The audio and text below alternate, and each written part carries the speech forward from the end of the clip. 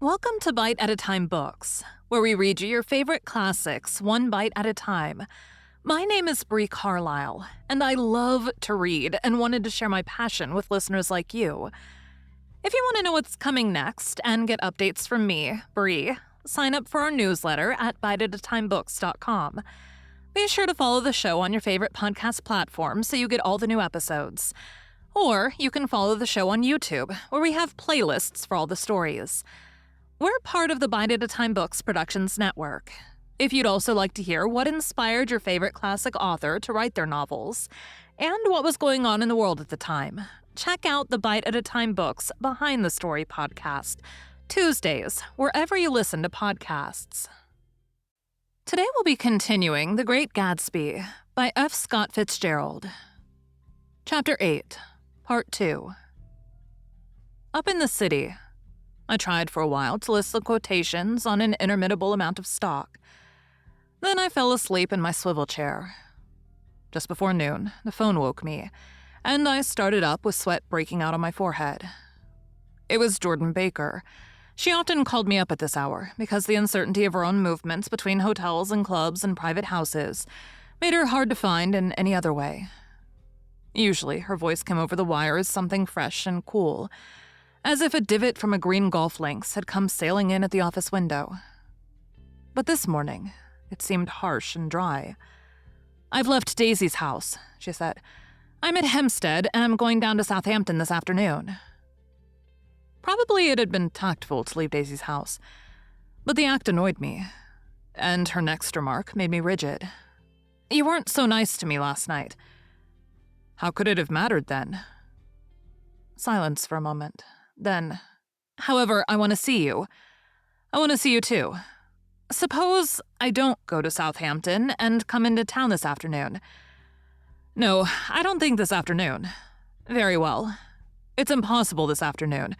Various—" We talked like that for a while, and then abruptly we weren't talking any longer. I don't know which of us hung up with a sharp click, but I know I didn't care. I couldn't have talked to her across a tea table that day if I never talked to her again in this world. I called Gatsby's house a few minutes later, but the line was busy. I tried 4 times. Finally, an exasperated central told me the wire was being kept open for long distance from Detroit. Taking out my timetable, I drew a small circle around the 3:50 train. Then I leaned back in my chair and tried to think. It was just noon. When I passed the ash heaps on the train that morning, I had crossed deliberately to the other side of the car. I supposed there'd be a curious crowd around there all day, with little boys searching for dark spots in the dust, and some garrulous man telling over and over what had happened, until it became less and less real even to him, and he could tell it no longer. And Myrtle Wilson's tragic achievement was forgotten. Now I want to go back a little and tell what happened at the garage after we left there the night before. They had difficulty in locating the sister, Catherine. She must have broken her rule against drinking that night, for when she arrived, she was stupid with liquor and unable to understand that the ambulance had already gone to Flushing. When they convinced her of this, she immediately fainted, as if that was the intolerable part of the affair. Someone, kind or curious, took her in his car and drove her in the wake of her sister's body. Until long after midnight, a changing crowd lapped up against the front of the garage, while George Wilson rocked himself back and forth on the couch inside. For a while, the door of the office was open, and everyone who came into the garage glanced irresistibly through it. Finally, someone said it was a shame and closed the door. Michaelis and several other men were with him. First, 4 or 5 men. Later, 2 or 3 men. Still later, Michaelis had asked the last stranger to wait there 15 minutes longer, while he went back to his own place and made a pot of coffee. After that, he stayed there alone with Wilson until dawn. About 3 o'clock, the quality of Wilson's incoherent muttering changed. He grew quieter and began to talk about the yellow car. He announced that he had a way of finding out whom the yellow car belonged to, and then he blurted out that a couple of months ago his wife had come from the city with her face bruised and her nose swollen. But when he heard himself say this, he flinched and began to cry, "Oh my God," again in his groaning voice. Michaelis made a clumsy attempt to distract him. How long have you been married, George? Come on there, try and sit still a minute and answer my question. How long have you been married? 12 years. Ever had any children? Come on, George, sit still. I asked you a question. Did you ever have any children? The hard brown beetles kept thudding against the dull light. And whenever Michaelis heard a car go tearing along the road outside, it sounded to him like the car that hadn't stopped a few hours before. He didn't like to go into the garage because the workbench was stained where the body had been lying, so he moved uncomfortably around the office. He knew every object in it before morning, and from time to time sat down beside Wilson, trying to keep him more quiet. Have you got a church you go to sometimes, George? Maybe even if you haven't been there for a long time. Maybe I could call up the church and get a priest to come over and he could talk to you, see? Don't belong to any. You ought to have a church, George, for times like this. You must have gone to church once. Didn't you get married in a church? Listen, George, listen to me. Didn't you get married in a church? That was a long time ago. The effort of answering broke the rhythm of his rocking. For a moment, he was silent.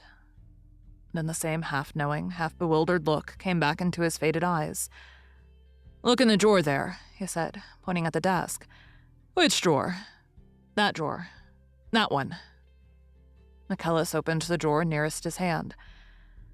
There was nothing in it but a small, expensive dog leash made of leather and braided silver. It was apparently new. This? He inquired, holding it up. Wilson stared and nodded. I found it yesterday afternoon. She tried to tell me about it, but I knew it was something funny. You mean your wife bought it? She had it wrapped in tissue paper on her bureau. Michaelis didn't see anything odd in that, and he gave Wilson a dozen reasons why his wife might have bought the dog leash. But conceivably, Wilson had heard some of these same explanations before, from Myrtle, because he began saying, "Oh my God," again in a whisper. His comforter left several explanations in the air. Then he killed her, said Wilson. His mouth dropped open suddenly. Who did? I have a way of finding out. You're morbid, George, said his friend. This has been a strain to you, and you don't know what you're saying. You'd better try and sit quiet till morning. He murdered her. It was an accident, George. Wilson shook his head. His eyes narrowed and his mouth widened slightly with the ghost of a superior. I know, he said definitely. I'm one of these trusting fellas, and I don't think any harm to nobody. But when I get to know a thing, I know it.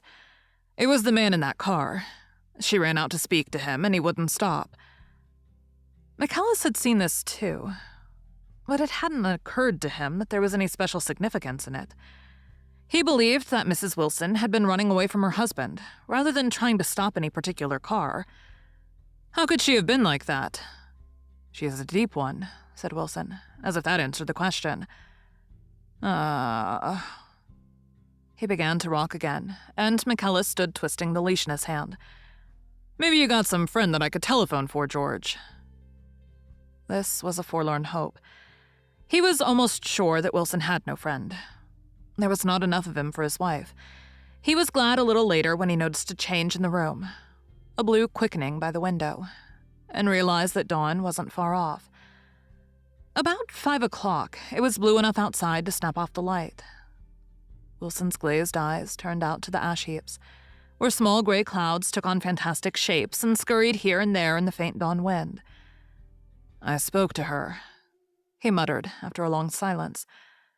I told her she might fool me, but she couldn't fool God. I took her to the window.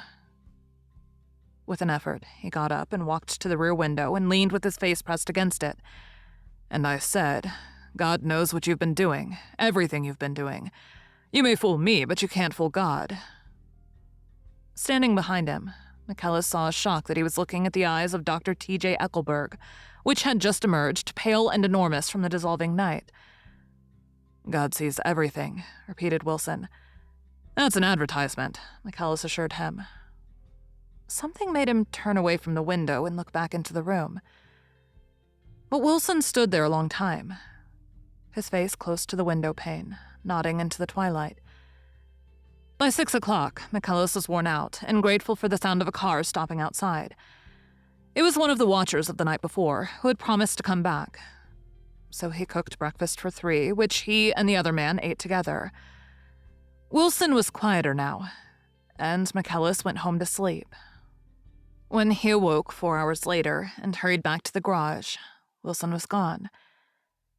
His movements, he was on foot all the time, were afterward traced to Port Roosevelt and then to Gad's Hill, where he bought a sandwich that he didn't eat and a cup of coffee. He must have been tired and walking slowly, for he didn't reach Gad's Hill until noon. Thus far, there was no difficulty in accounting for his time. There were boys who had seen a man acting sort of crazy, and motorists at whom he stared oddly from the side of the road. Then for 3 hours he disappeared from view. The police, on the strength of what he said to McCullough that he had a way of finding out, supposed that he spent that time going from garage to garage thereabout, inquiring for a yellow car. On the other hand, no garage man who had seen him ever came forward. And perhaps he had an easier, surer way of finding out what he wanted to know. By 2:30, he was in West Egg, where he asked someone the way to Gatsby's house. So by that time, he knew Gatsby's name. At 2 o'clock, Gatsby put on his bathing suit and left word with the butler that if anyone phoned, word was to be brought to him at the pool. He stopped at the garage for a pneumatic mattress that had amused his guests during the summer, and the chauffeur helped him to pump it up. Then he gave instructions that the open car wasn't to be taken out under any circumstances. And this was strange, because the front right fender needed repair. Gatsby shouldered the mattress and started for the pool. Once he stopped and shifted it a little, the chauffeur asked him if he needed help, but he shook his head and, in a moment, disappeared among the yellowing trees. No telephone message arrived, but the butler went without his sleep and waited for it until 4 o'clock, until long after there was anyone to give it to if it came. I have an idea that Gatsby himself didn't believe it would come, and perhaps he no longer cared. If that was true, he must have felt that he had lost the old warm world, paid a high price for living too long with a single dream. He must have looked up at an unfamiliar sky, through frightening leaves, and shivered as he found what a grotesque thing a rose is, and how raw the sunlight was upon the scarcely created grass.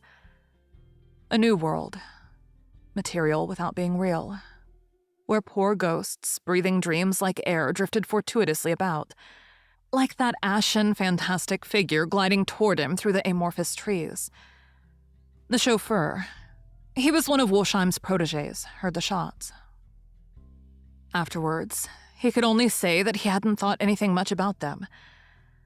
I drove from the station directly to Gatsby's house, and my rushing anxiously up the front steps was the first thing that alarmed anyone.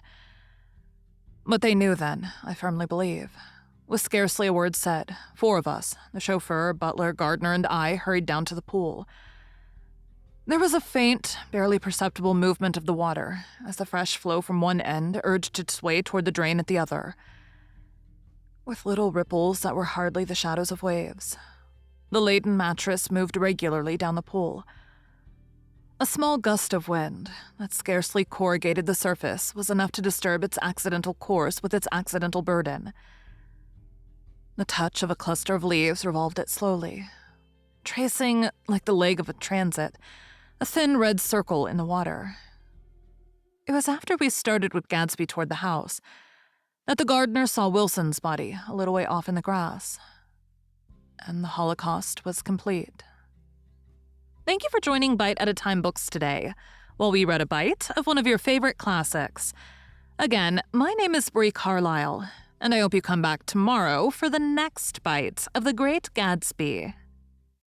Don't forget to sign up for our newsletter at biteatatimebooks.com. You can check out the show notes or our website, biteatatimebooks.com, for the rest of the links for our show. We'd love to hear from you on social media at Bite at a Time Books.